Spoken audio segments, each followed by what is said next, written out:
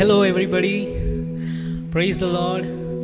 We greet you in the name of the Lord Jesus Christ. We wish you all a happy and a prosperous and a delightful new year 2021. Our God is going to bless us. He's going to deliver us. He's going to fill us with His presence, His power, His mightiness. Amen. And everything is happiness, is delight. Everything we're going to experience in this year, throughout the year. Amen. With this faith, we're going to worship Him. We're going to praise Him. We're going to magnify Him. Let's welcome the Holy Spirit. First, we'll close our eyes. We'll wait upon the Lord. We'll welcome the Holy Spirit. Holy Spirit, please reign over us, Lord. We welcome you in our hearts, Lord. You take complete control. You take complete control of our soul, our body, our mind, and everything, Lord. We submit this worship unto you, Lord. You alone be magnified, and you alone be glorified. Let us sing this song as we gather in this place today. Amen.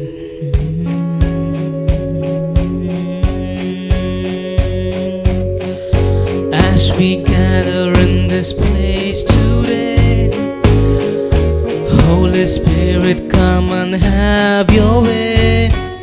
Have your way. As we lay aside our own desires, sweep across our hearts with holy fire.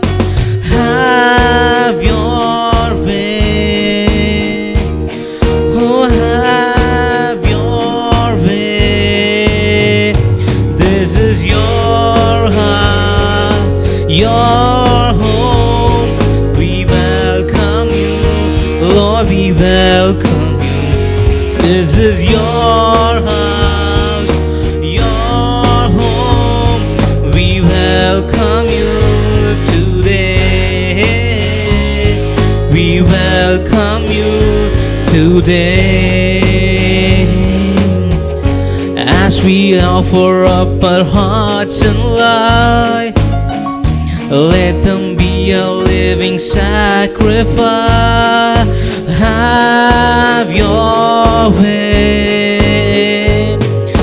Have your way. Be glorified. Oh, be glorified in everything we do.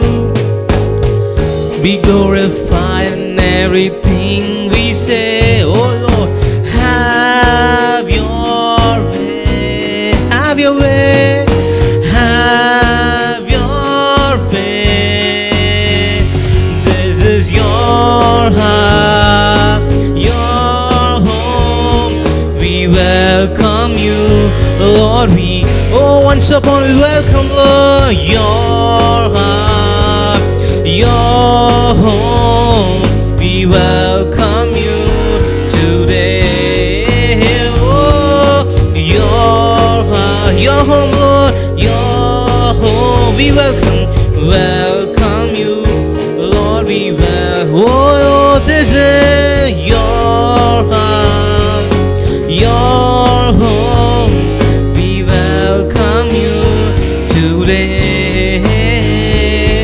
We welcome you today. Hallelujah. We praise you, Jesus. We worship you.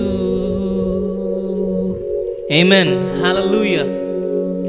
The Bible says it's a good thing to give thanks to the Lord. Amen. It's a good thing to give thanks to the Lord. Psalms chapter 100 verse 4 and 5 says, enter into his gates with a thanksgiving heart and his courts with praise. Be thankful unto him and bless his name. For the Lord is good and his mercy is everlasting and his truth endureth for all generations. Amen. We're gonna come here. We come here to give him thanks and praise. Hallelujah. Think of the past situations. Think of the past days.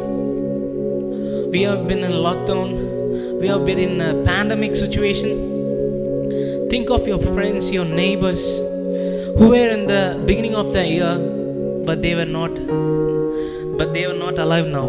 Yeah. But God has given us a lives. God has given us strength. He has given us care. He's given us food and shelter, everything. And a good health is very important, because these days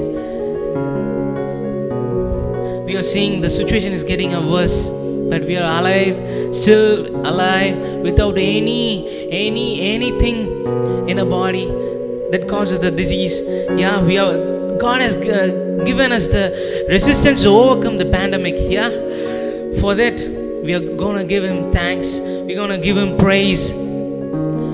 Not only for this, we are for everything we are giving. We are gonna give the praise. Hallelujah. We are in the starting of the year 2021, starting of the month, so we're gonna give praise. Lord, thank you for everything, for the 2020, and thank you for everything for which are going to occur in 2021. Hallelujah. Let's just sing a song. I come before you today. Yeah, we all know that song. Let's sing.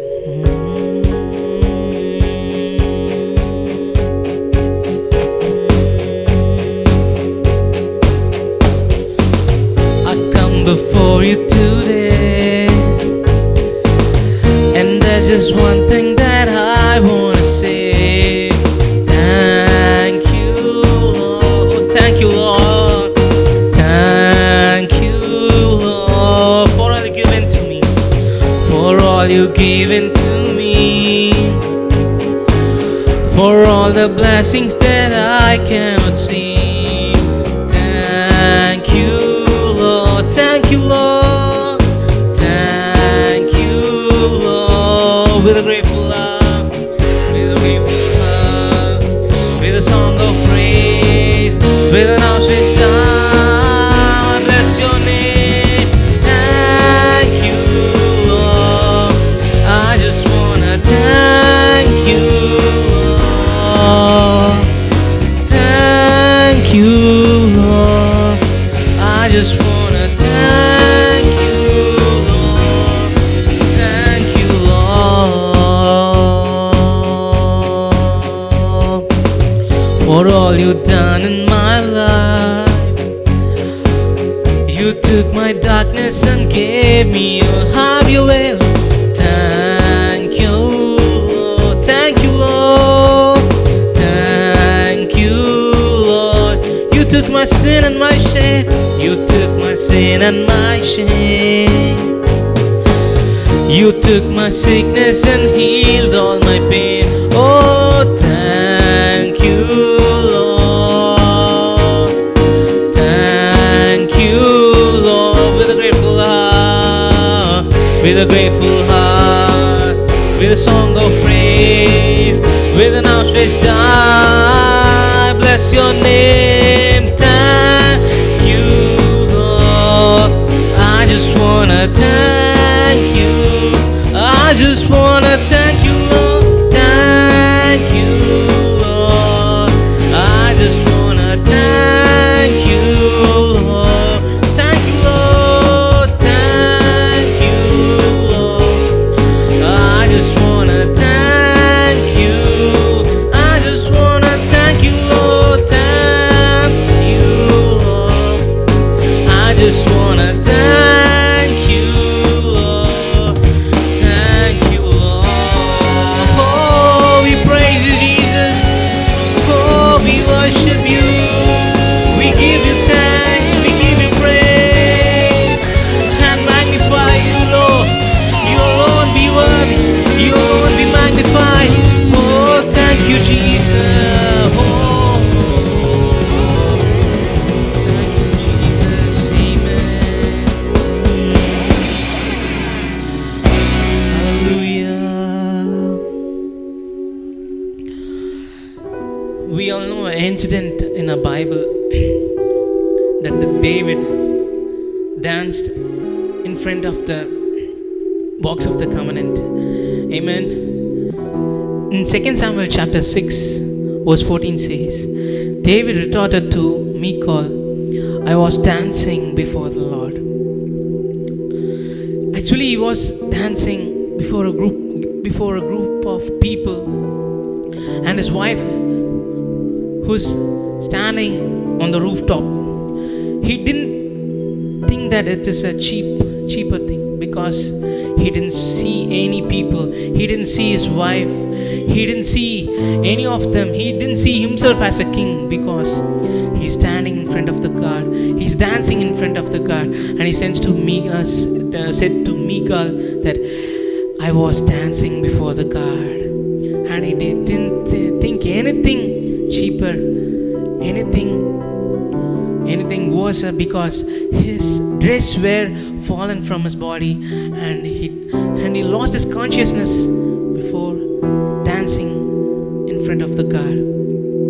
So we are also going to dance in the front of the God. The song resembles the same. When the Spirit of the Lord upon my heart, I will dance, I will sing, I will clap, I will pray, like David sang. Hallelujah.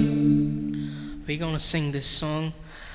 We're going to clap this clap and sing this song. Hallelujah. Hallelujah. Let's sing a song. When the Spirit of the Lord is upon my heart, I will sing like David sang. When the Spirit of the Lord moves upon my heart, I will sing like David sang. When the Spirit of the Lord moves upon my heart, I will sing like David sang. I will sing, I will sing, I will sing like David sang. I will sing, I will sing, I will sing like David sang.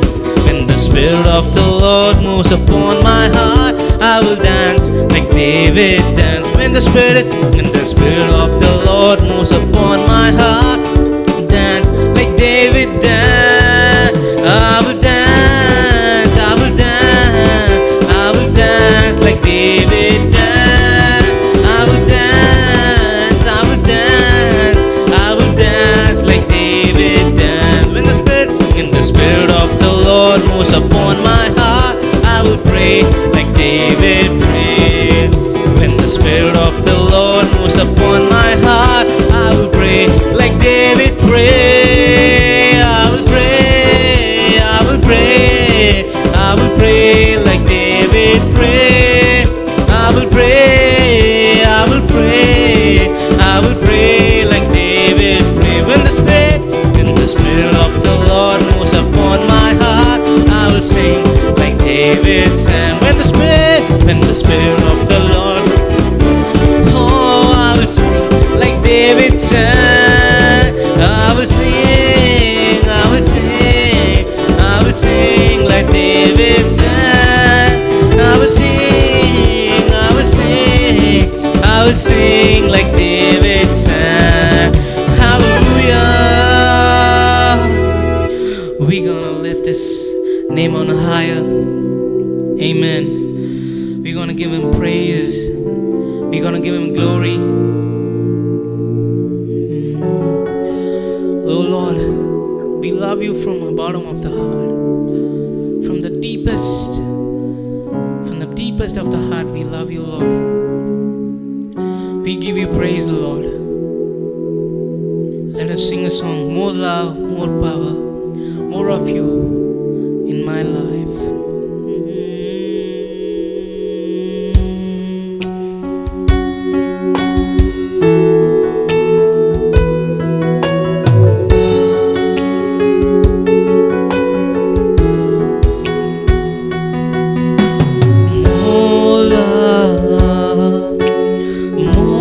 Power, more of you in my life. More love, more power, more love, more power, more of you in my life. And I will worship you with all of my heart. And I will worship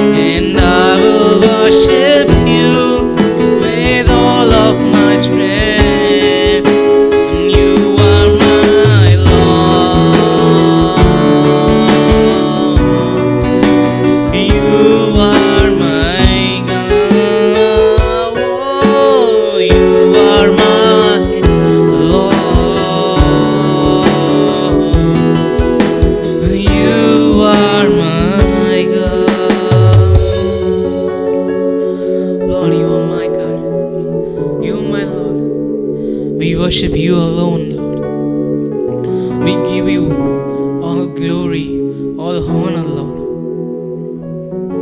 Thank you for this wonderful time you have given, Lord. You bless the people who are watching this worship, who are watching this English worship, Lord. You alone be glorified. You alone be magnified. Please bless the family. Amen, Lord. Thank you for your presence throughout this service. We give you praise. We confess in the name of the Lord Jesus. Amen. Amen. The living say amen. Hallelujah. Amen. Amen.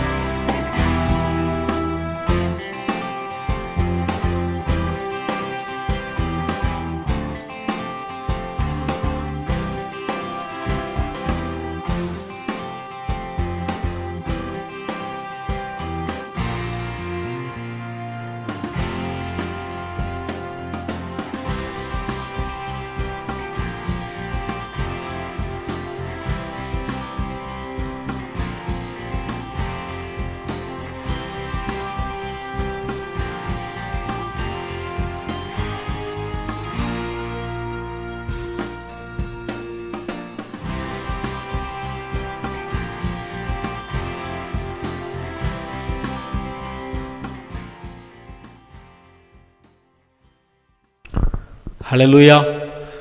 It's a wonderful time of worship. Thank you for our brother for leading us in this wonderful worship. We wish you a happy New Year. I hope you had a good time on the New Year day. According to the promises, God will give a happy and prosperous New Year. The 2021 will be a blessing in spiritual life and our earthly life. May God be with us, God with you and lead you in every way. Hallelujah.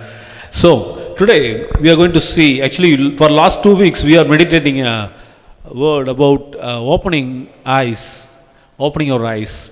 First week we see about opening our eyes pertaining to the earthly things. I told you how to make decisions, how to get revelation from God and take decisions. That's what we see in the first week. Then earlier week we said to see the spiritual realm, eyes to see the spiritual realm. That is the second. Today we are going to see about the eyes to be opened by our Lord to see eternal things. I just want to recall our first message when Jesus lived on this earth. When he was walking, a blind man is calling him Son of Man, Son of God, Son of David, save me. And Jesus asked him, what you want me to do? And he said, open my eyes. And today we need to pray for the same prayer. Lord, open our eyes.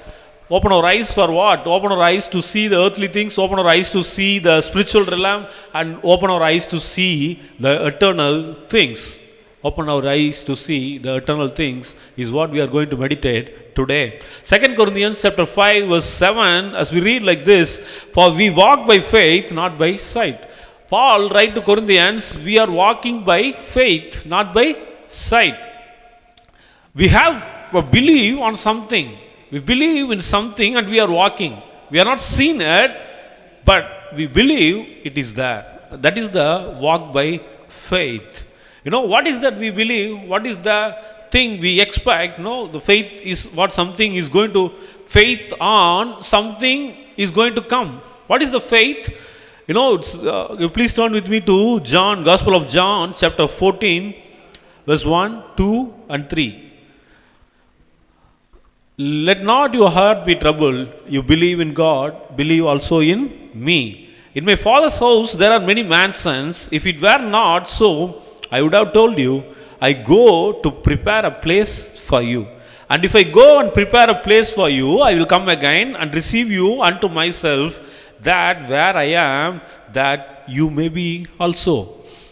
Before the crucifixion of cross, Jesus speak to his disciples, I am go to prepare a place for you, and then I will come and I'll take you with me, and you will be with me forever. This is the basic foundation of our Christian faith. In Christian faith, we believe so many things. Like we believe Jesus is Son of God. We believe He came to earth for our sins. We believe He was crucified on cross and died and rose on third day, and He was sitting in the right hand of His Father. These are all we believe, and we believe one more thing, that Jesus will come again. That is the greatest of our faith. He is going to come. He is going to come, and He will take you and me with Him. That is our faith, and on this faith, the Christian faith is built. Now, what is the place of our future? What is the place we are going to stay in future? That is the question. What we believe about the future. Jesus said, I am going to prepare a place for you. And we read about this place in Revelation chapter 21, verse 1 and 2. And I saw a new heaven and a new earth, for the first heaven and the first earth were passed away, and there was no more sea. And I, John, saw the holy city, New Jerusalem, coming down from God out of heaven, prepared as a bride adorned for her husband. And he narrates how the city, he sees the city is coming down, the New Jerusalem, the holy city is coming down, and he narrates further in Revelation chapter 21, verse 10 to 14. I will read it for you.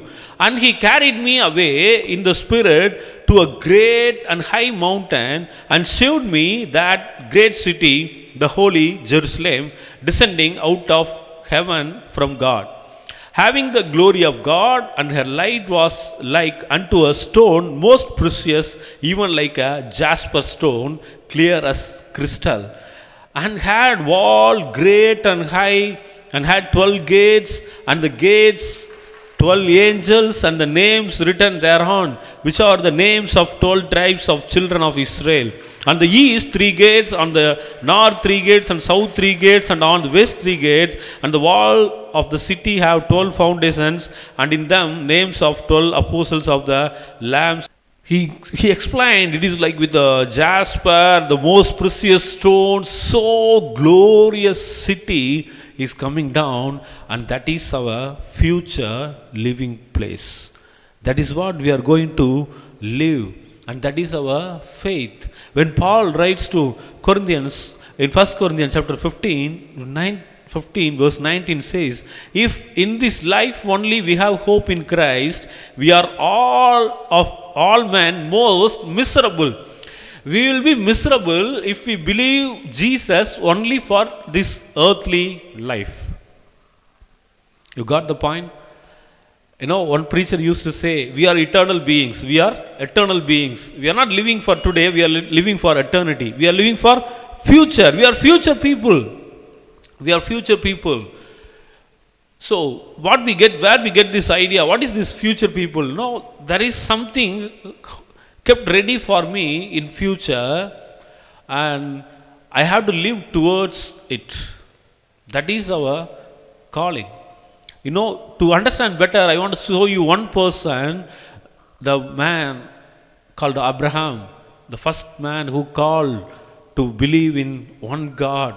We are going to see about the life of Abraham, who believed eternity and who lived with the eternal attitude. This Abraham is a great man. He is the one who believed one God. He is the first man who believed in one God. He is the father of the 3 big religions on this earth today: Judaism, Christianity, and Islam. Such a man, such a honor, because he lived for eternity. If you read Hebrews chapter 11, verse 8 to 16, we read about the faith of Abraham. I'll read it for you. By faith, Abraham, when he was called to go out into a place which he should after receive for an inheritance, obeyed, and he went out, not knowing whither he went. By faith, he sojourned in the land of promise as in a strange country, dwelling in tabernacles with Isaac and Jacob, the heirs with him with the same promise. For he looked for a city which hath foundations, whose builder and maker is God. This Abraham, we read Abraham is called from Ur and he called to live in Canaan. When we read carefully, he came and lived in Canaan, but he is not, the Canaan is not the final blessing. The final blessing is the city which is going to come from heaven. We need to watch this carefully. The Canaan is not the final destination for Abraham. He started from Ur, he came to Canaan. Canaan is the middle, the halfway. The final destination is the city which is going to come from God. For that city he is waiting. For that city he was waiting. So it says he was dwelling in tabernacles with Isaac and Jacob. He lived a temporary life. That's what the understanding. He lived in tabernacles. In Iraq, the archaeologists found the house of Abraham, which is very sophisticated, in Ur, in the land of in Ur. They found the house of Abraham. It is preserved now. You can see in the internet, if you search for house of Abraham, you can see the pictures. It is a well-built house, but he left that and went to Canaan, believe in God, not to get the Canaan, but to get the city from heaven. That is the ultimate aim. For you and me, the ultimate aim is we were out of Christ, then we come into Christ, but our future is not the living on this earth, our future is eternity. The city going to come. We have to believe in that. That's what our faith. This life is temporary. This is what we have to understand. This life is temporary. So, if we understand this, our decisions will be in that way. Sometimes we forgot this, so we make decisions like earthly people, as if we are going to live on this earth forever. We make decisions. It is wrong. It is wrong. This world is temporary for us. We are waiting for the eternity. So, we have to live, we have to make decisions in a way that we are going to live for eternal things, eternal purposes. We need to have that eternal attitude. What I mean, am I saying we have to live in tents like Abraham and Isaac? No. We can have houses, we can have cars, we can have luxuries, we can have everything, whatever God gives. But we must remember all those things are temporary. Since we understand it is a temporary, our run should not be towards the temporary things, but our run should be towards the eternal things.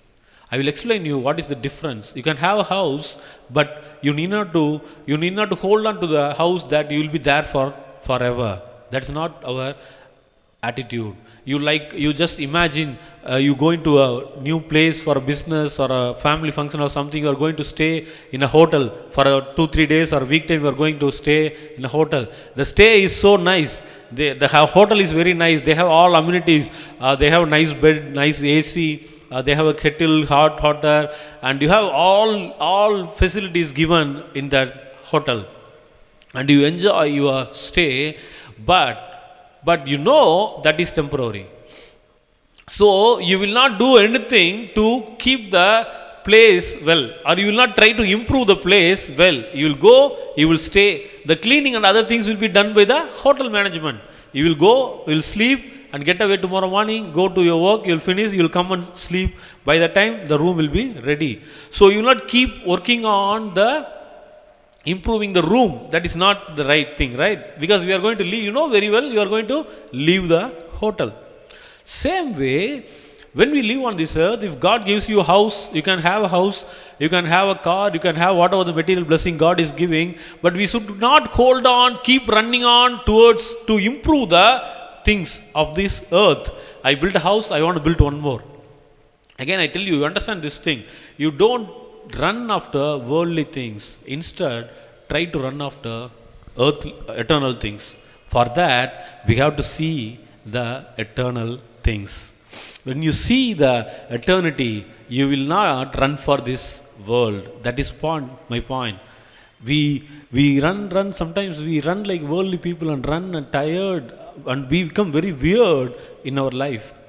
That is not the way we have to live. Abraham doesn't live like that.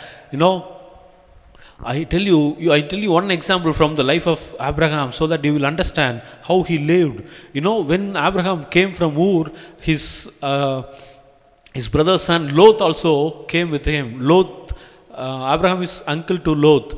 No, elder brother's son is Lot. So they both come, they dwell in Canaan, and the herds and sheep are very big. We read this story in Genesis chapter 13. The flocks and the tents are become very crowded. The people, worker, the servants all become so big. So Abraham called Lot. No, now this is too big. Our crowd is very big. Let us separate. And he gave the choice to Lot. If you want to go left, I will go right. If you want to row right, I will go left. Abraham gave the choice to Lot. But you know, Lot is a youngest person. According to the Eastern culture, the elder, whatever the elder says, it has to be obeyed by the younger person. But Abraham didn't call the authority, didn't take the authority and say, go Lot, go that side, I'll go this side. No, I'll take this, so you go that side. Abraham doesn't say like that. He said, wherever you want to go, you go. Leave me the choice. I leave the choice to you.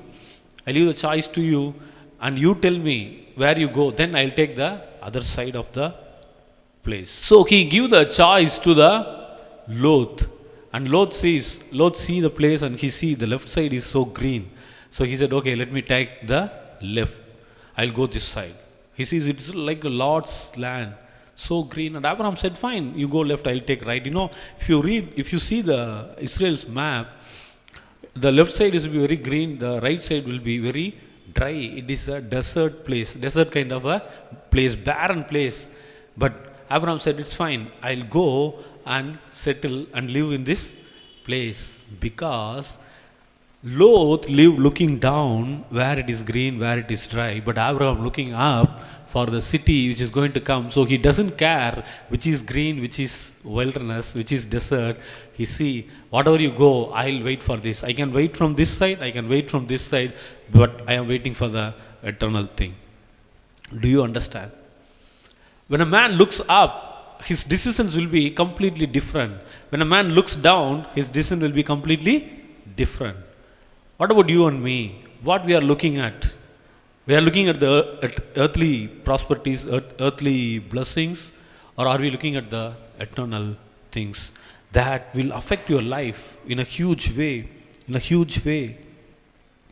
You know, we read Abraham has so many flocks, so many things. You know, we think, oh, God blessed him in a way. But you understand very clearly, Abraham never count his flocks, never count his servants. For him, it doesn't matter. He is only waiting for the city to come from God. So whatever you have in this earth, you can have, you can enjoy, but don't look at those things, how to improve, how to increase.